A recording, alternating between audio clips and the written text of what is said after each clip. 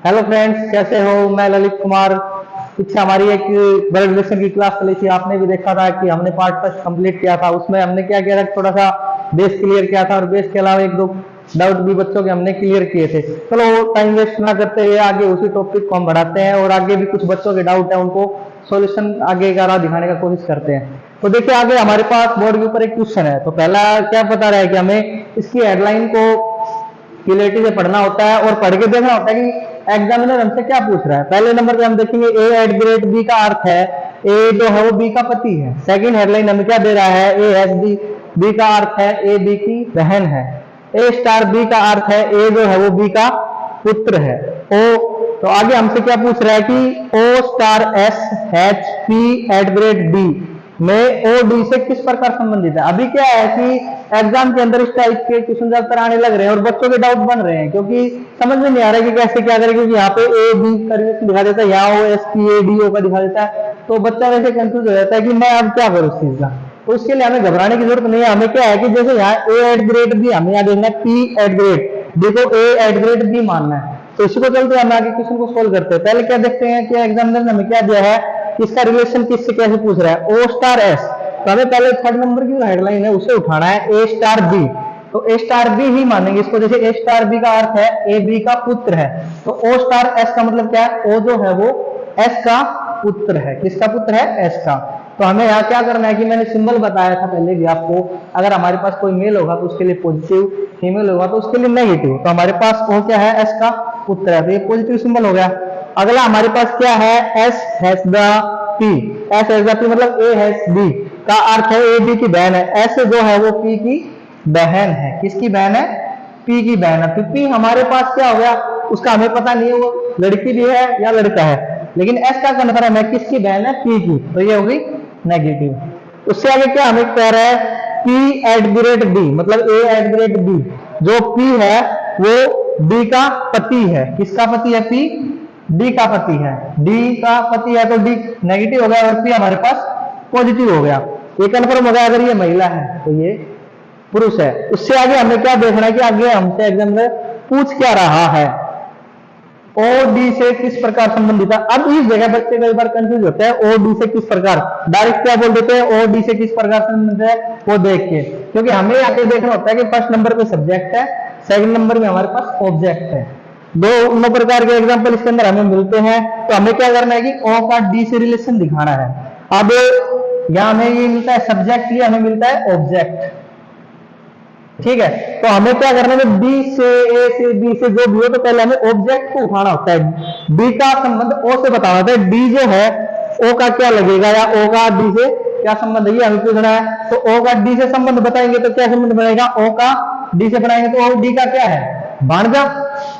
तो हमारा क्या आंसर ठीक होगा। लेकिन कई बच्चे क्या करते हैं कि डी से संबंध देखने के चक्कर में उसको मामले का ऑप्शन क्लिक कर देते हैं, तो वो उस जगह गलत हो जाता है। इसका आंसर हमारा भाणजा है, तो हम इसको भाणजा क्लिक कर सकते हैं। अगर भाणजा नहीं हो तो नन ऑफ जो हमारे पास एग्जांपल के अंदर है तो उसको भी। नेक्स्ट क्वेश्चन की तरफ ध्यान देते हैं। नेक्स्ट क्वेश्चन हमसे एग्जामिनर क्या पूछ रहा है, ए जो है वो बी का पति है, आगे सी बी का भाई है, डी जो है वो बी का पिता है, ई जो है वो बी का बेटा है, एफ ए की बेटी है, एफ और डी के बीच क्या संबंध है। कई जगह क्या होता है कि बीच में संबंध पूछता है, कई जगह संबंधित पूछता है। संबंधित में अलग टाइप निकल के आते हैं, संबंध में अलग टाइप में। तो हमें क्या है कि पहले दिमाग को घबराना नहीं है और क्वेश्चन को फ्रेश माइंड से पढ़ना है और उसके बाद हमें करना है। तो पहले क्या देखते हैं कि ए जो है वो बी का पति है। ए जो है वो किसका पति है, बी का। तो हमें पहले स्ट्रिंग किसको देंगे, ए को। ए किसका पति है, बी का। आगे एग्जामिनर हमसे क्या पूछ रहा है, सी जो है वो बी का भाई है। किसका भाई है, सी जो है वो किसका भाई है, बी का। तो बी नेगेटिव होगी, ये पति पत्नी हो गई, ये पति ये पत्नी ये इसका भाई होगा। मैंने पहली वीडियो में पार्ट फर्स्ट में आपको बताया था, जो पति पत्नी होंगे हम उसको इक्वल टू से डिनोट करेंगे और जो भाई बहन होंगे या बराबर वाले होंगे उसको हम इक्वल टू से बराबर में बताएंगे। आगे अगले हमें क्या दे रहा है कि डी जो है वो किसका पिता है, बी का। डी किसका पिता है, बी का। तो ये हमें पता है मेल है, जिसको हम पॉजिटिव से डिनोट कर देते हैं। अगला क्या है, ई जो है वो बी का बेटा है। किसका बेटा है, ई बी का बेटा है। तो इसको ई को हम इसके नीचे बैठाएंगे। इसका क्या कह रहा है कि बेटा है, तो इसको हम पॉजिटिव सिंबल से डिनोट करेंगे। किसका बेटा है, बी का। आगे हमें क्या पूछ रहा है एग्जामिनर, एफ ए की बेटी है। किसकी बेटी है, ए की। तो बेटी है तो उसको हम नेगेटिव से डिनोट करेंगे, फीमेल है।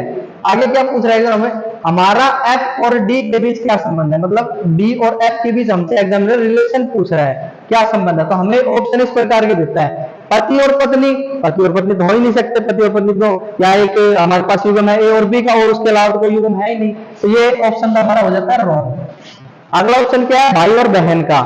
एफ और डी का अगर भाई बहन का रिलेशन देखना तो इक्वल टू में, ये इससे ऊपर वाली पीढ़ी में तो इससे बड़ा है, तो ये भी हमारा रॉन्ग हो जाता है। अगला ऑप्शन देखते हैं, नाना और नातिन। ये थोड़ा थोड़ा हमें ऐसा लगता है कि ये सही हो सकता है। अब चेक करते हैं, एफ जो है किसका, एफ का पिता कौन है, ए, और इसकी एफ की माँ कौन है, बी, और बी का पिता कौन है, डी।